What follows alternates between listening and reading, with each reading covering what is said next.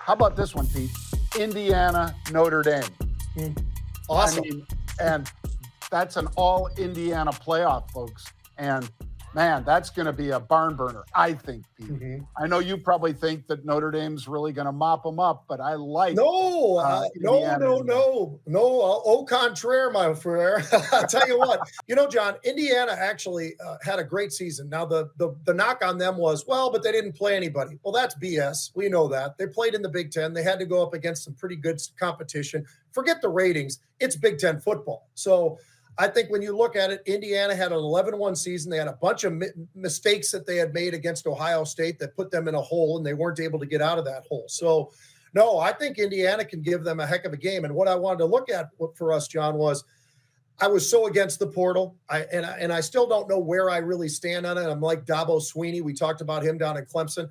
I look at the portal. What I do take away, and I can say that I was wrong, was it gave relevance for a lot of different teams. Indiana's one of them. But I just looked at the quarterback position, John. So Oregon, brand new quarterback, because anybody who remembers, the quarterback who was there decided to go into the pros, and he's playing for the Denver Broncos, doing a pretty damn good job. Dylan Gabriel transferred from Oklahoma. Notre Dame had Riley Leonard transferred from, I think it's Duke. Will Howard, Ohio State. He came out of Kansas. I mean, it goes through and through and through. Indiana, that quarterback came out from Ohio U, John. Not Ohio State, Ohio University, and had an absolutely magical year. And then you got Sam Leavitt down at Arizona State. Everybody loves this kid. And he came from Michigan State. So the portal gave us that opportunity. All of those schools I just named have quarterbacks that played somewhere else last year and transferred this year to them. And I think we're going to see even more of that because I already looked, John, in the portal. Miller Moss, USC, he's looking for a new home. Jackson Arnold, Oklahoma, looking for a new home. Thomas Castellanos at Boston College, he's a really good quarterback. He's looking for a home. Shoot, the guy down in Miami is thinking about leaving too, John. He just came from Washington State, had a great year, but he's looking for a new home as well. So I had first to admit I was wrong about the portal, but I'm really impressed with what the portal has been able to do and give parity to some of the schools in the past that didn't usually get that kind of an opportunity. Do you like it? Do you believe in the portal? Do you think this is the right thing? I invented the portal. You did. For those of you who don't know, I came out of high school and I was going to play at the University of Minnesota where Pete ended up going. Whoops, that way. Sorry. Pete was going to go to the U. He's 6 years younger, though, so I wouldn't have played with Pete. But I liked the U, and then I broke my ankle in high school, went to a junior college, and then I went to 3 colleges. Cal Berkeley, Cornell, Gustavus Adolphus. So I was one of the guys that basically invented the portal before there was the portal. And now I think it's exactly what Pete has said. I don't need to belabor it, but the idea that a great guard at Iowa who's playing behind an All-American maybe for his whole career, depending how long that guy in front of him plays, I like the idea that that player could go someplace else, Kansas, Oklahoma, wherever, and get a starting position. I love that. Same thing with the quarterbacks, defensive backs, linebackers. If there's an All-American in front of you, is it great for you to compete for that spot? Of course, makes you better. But what if you never step on the field? What if you're only on the field for punts and things like that? That ain't much of a college career for a kid that might be able to make the pros if he got himself into the right situation. So I like the portal, Pete. Yes. Yep. And I love that you actually did create the portal. I forgot about that completely, but you're right. All right, real quick, we'll go to the NFL, John, because it's top of mind. Everybody's watching and getting towards the last couple of weeks of the season. So here's what I got for you. I've got a guy who I think might be the best quarterback in the entire NFL. And the problem for him is kind of like Archie Manning back in the days of New Orleans. He doesn't have the team around him, specifically in his case, the defense. And I'm talking about, the one and only Joe Burrow.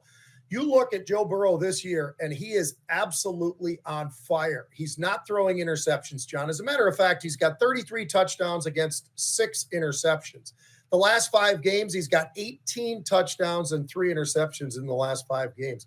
This guy is absolutely on fire. He's thrown almost 1,500 yards in those last 5 games, by the way. I mean, it's just unbelievable, the numbers. And yet, I don't know that the Cincinnati Bengals, they're almost to the point where they're out of the possibility of even being a playoff team. So here you've got this quarterback who's unbelievable. We all watch him. We're all impressed. He and Chase are the best duo that we've seen in a really long time in the NFL. Oh, and by the way, back at LSU, which is wide receiver university. So it's unbelievable what he's accomplishing right now, but they have no defense. They have nothing. They're giving up 28 points a game. So basically what that tells me is unless Joe Burrow can put up, let's call it 5 touchdowns, they've got a problem. I mean, how awful is that? And we don't get the opportunity to watch him, John, get into the playoffs. And that's a problem because Joe Burrow really deserves to be looked at by everybody and watched by everybody because he's having a really special year. Yeah. And Pete, as good as he is, what if he ends up like Dan Marino? Yes. Where you get there, but you don't win the Super Bowl and you never get back.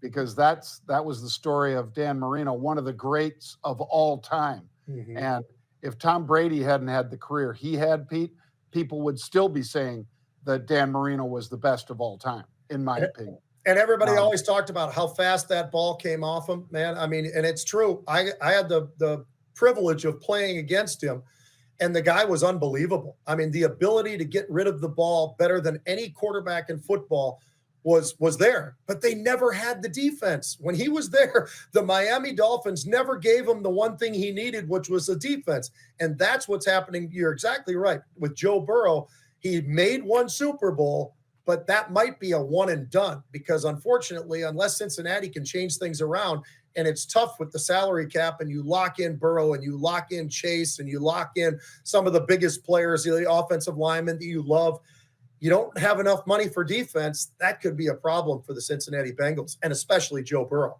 Yep, special guy. Yep. And like Pete said, his brother played at Nebraska. Yep. And he wanted to play at Nebraska, and for some reason they didn't give him a scholarship.